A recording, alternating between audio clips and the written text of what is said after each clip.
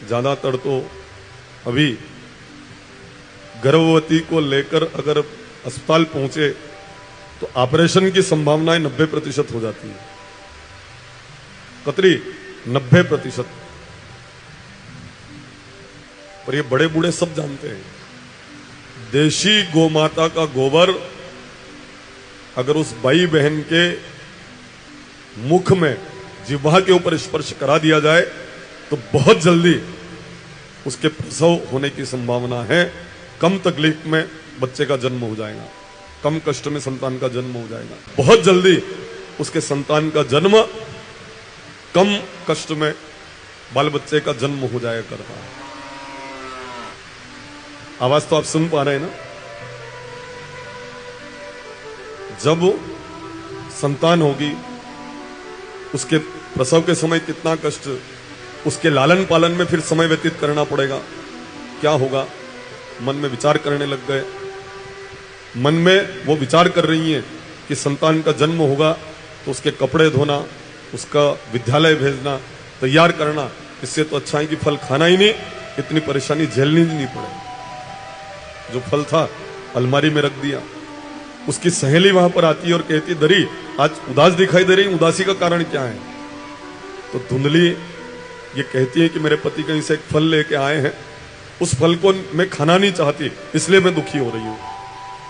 तो सहेली सलाह देती है, एक काम करिए, फल गाय को खिला दे, महाराज का दम भी मालूम पड़े महाराज में कितना दम है। जो फल था, पति पूछेंगे क्या कहूंगी मैं, तो वो कह रही है काम करना, यूं कह देना कि मैंने फल खा लिया। झूठ बोल देना पति के सामने। पति के सामने झूठ बोलने की सलाह दे, वह भी धुंधली है, और जो झूठ बोले वह भी धुंधली है। बहनों, मैं आपकी बात नहीं कर रहा हूं, आप तो कभी भी पति के सामने झूठ नहीं बोलती हो, वो तो जो झूठ बोलती है उनकी कह रहा हूं। आप धुंधली थोड़ी हो क्या? कभी भी पति के सामने झूठ नहीं बोलती है, बोलती ही नहीं। झूठ तो कभी भी पति के सामने व्यवहार में आया ही नहीं। वह तो यूं याद आवे तो मन में विचार आता है, 8 नवंबर 2016 पति ने कई बार पूछा कि पैसे हैं कि नहीं है, मारी सौगन के नहीं है, मारी सौगन नहीं है, घर में पैसों क्या दिलाऊं मैं, मारकन क्या किया है। और जैसे ही नोट बंद हुआ फिर निकलिया है नोट। वो एक अलग विषय है। वो 1000 और 500 के नोट जब बंद हुए तो पहले नहीं थे, पर अब आई है।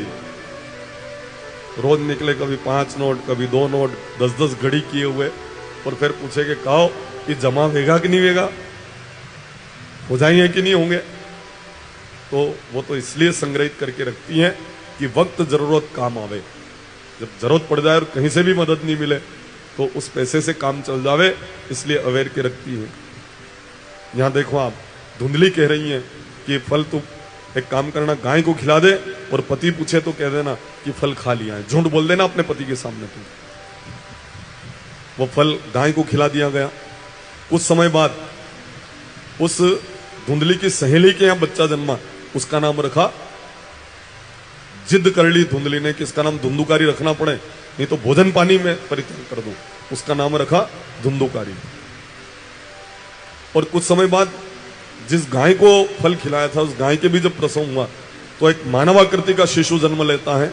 उसके कान गाय के जैसे थे, इसलिए उसका नाम रखा गोकर्ण।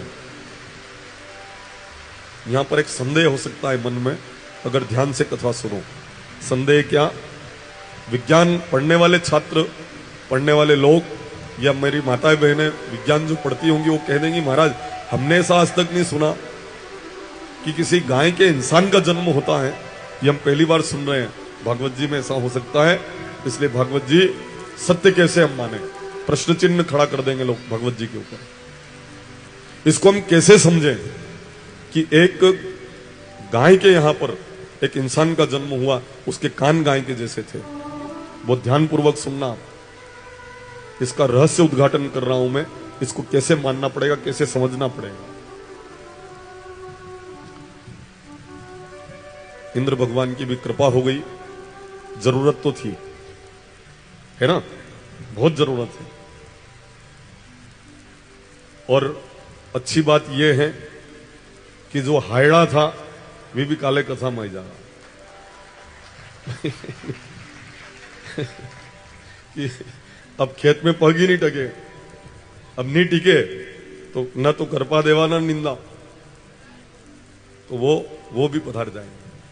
कभी मान लो कि माया नहीं आने दे रही हो तो के कमाना है, तो अब वो भी कथा में आकर बैठ जाएंगे। ये तो फायदा हो गया है, वो भी विराजमान हो ही जाएंगे।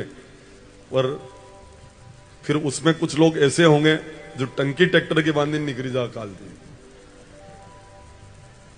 भैया कोई कुछ भी हो, पर जिनको निर्धारित कर रखा है वे लोग कथा उड़ेगा।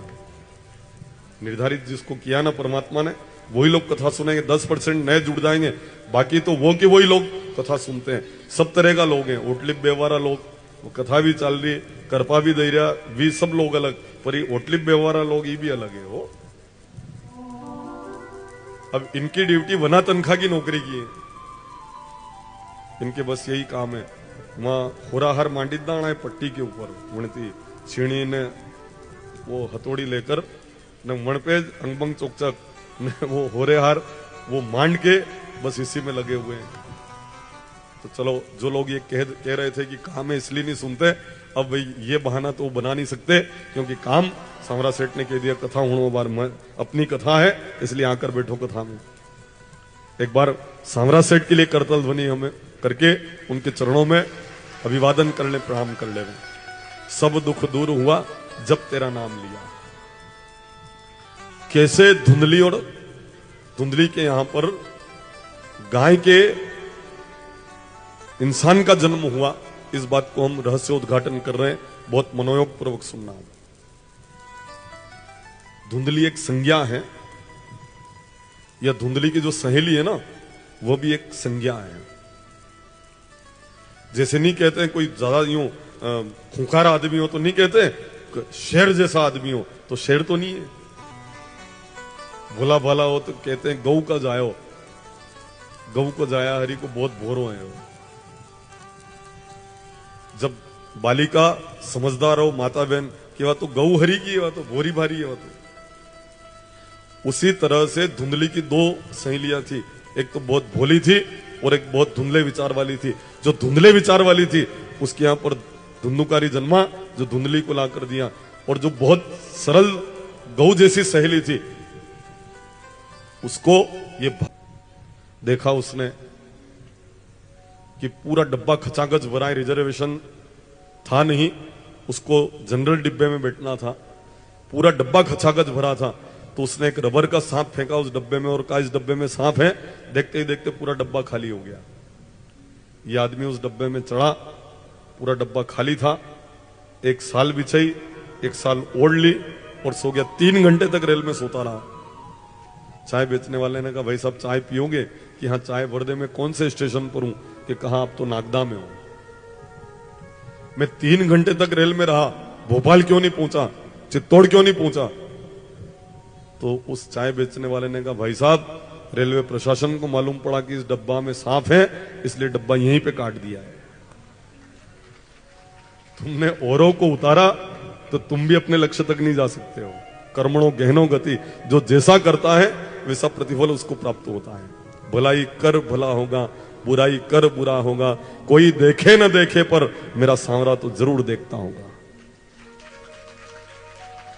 भलाई कर भला होगा, बुराई कर बुरा होगा, कोई देखे न देखे पर मेरा सांवरिया सेठ जरूर देखता होगा। सबके ऊपर उसका ध्यान है। विश्वास नहीं होता हो तो एक बार उन्होंने ये बात कही, ठाकुर जी ने।